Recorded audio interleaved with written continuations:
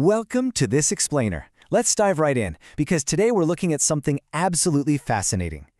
We usually think of grammar as just, rules in a boring textbook. But what if I told you that in certain situations, grammar is actually a matter of life and death? Today we're exploring a module from a professional English for Tourism course, and specifically, we're going to see how a really simple shift in elementary A2 level English grammar transforms highly trained, super polite tourism professionals into literally life-saving crisis managers during an emergency. Think about it. If you work in hospitality or tourism, your default setting is customer care. It's perfectly natural to ask, "Could you please make your way to the exit?" Right? It's lovely, it's accommodating. But when an emergency strikes, like a fire or a severe medical crisis, that polite customer service language becomes a dangerous waste of time. You have to immediately switch gears and say, "Go outside to the assembly point." It is a complete 180-degree mental and linguistic shift. So let's see exactly how this builds. Phase 1. Taking immediate control. Okay, picture this. An evacuation alarm suddenly blares in your hotel or on your tour bus. In these crucial very first seconds, you absolutely must drop the pleasantries. This introduces something called the safety imperative. To command a panicked group, you have to strip away all the soft words. No could you, no please. Use brief, authoritative language to enforce immediate action, and you do this by completely omitting the subject pronoun. Think of building an affirmative safety imperative as a simple, life-saving formula. In a crisis, your brain needs quick pathways, right? So step 1, eliminate the word you. Step 2, start directly with the base action verb, words like leave, stay, or go. And then step 3, state the destination or the object. So instead of saying you should go to the lobby, you simply command go to the lobby. It's pure, unfiltered instruction. And this formula applies across the board. For affirmative instructions, we come right out of the gate with that base verb, stay calm everyone, or follow me to the emergency exit. But what if you need to stop people from doing something dangerous? Well, you use negative prohibitions. You demand they avoid danger by shouting, "Do not use the lifts," or "Don't run down the stairs." Whether you're commanding action or actively stopping it, that base verb is what leads the charge. Now, humans tend to make mistakes in the sheer chaos of a panic. An incredibly common trap for language learners, and honestly even native speakers under extreme pressure, is adding extra words. So what exactly is dangerously wrong with yelling, "You stay calm," or "to follow me to the exit"? Well, here's your answer. Adding a subject pronoun like you or the particle to just creates unnecessary cognitive load. Yelling, "You stay calm," can actually sound accusatory or confusing in a loud, echoing hallway. And saying, "to follow me" is grammatically broken. It slows down comprehension. True safety imperatives are perfectly stripped down. Stay calm, follow me. In an emergency, every single syllable must serve the purpose of survival. All right, the initial shock is managed. That brings us to phase 2, enforcing absolute rules.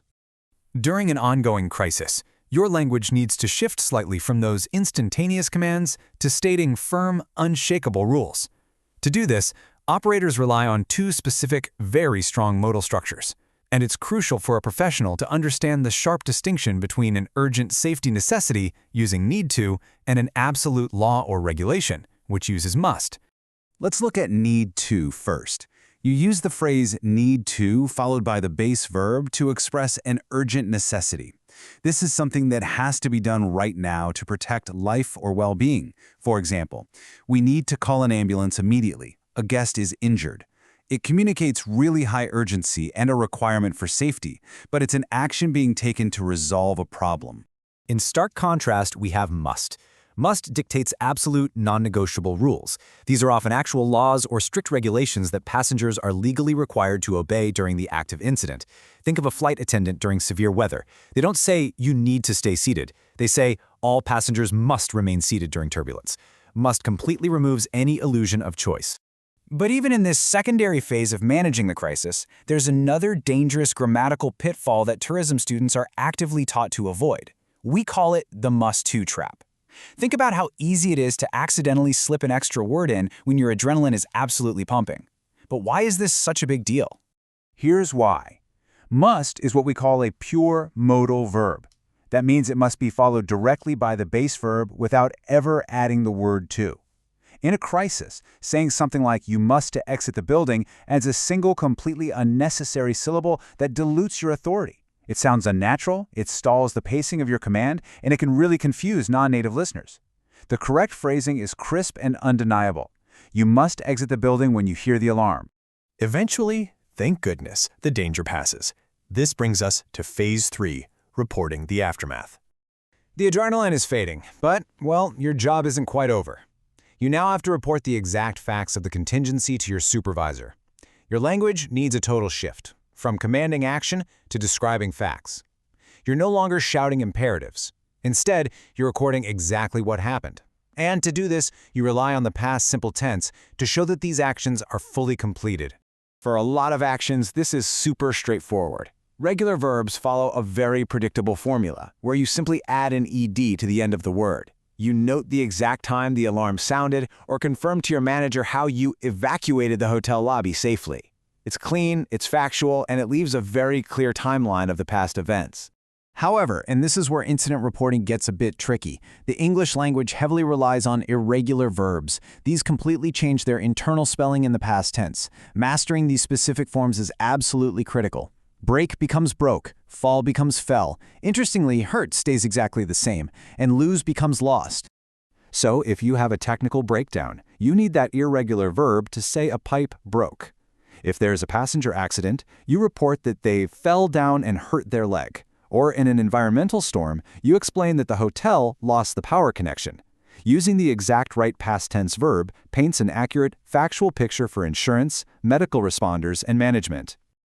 So, as we wrap up this explainer, I hope you can see that in tourism and hospitality, mastering emergency grammar isn't just about passing some English test. It is quite literally just as critical as knowing where the fire exits are. Stripping away pronouns, using pure modal verbs, and communicating with undeniable authority is a crucial safety skill.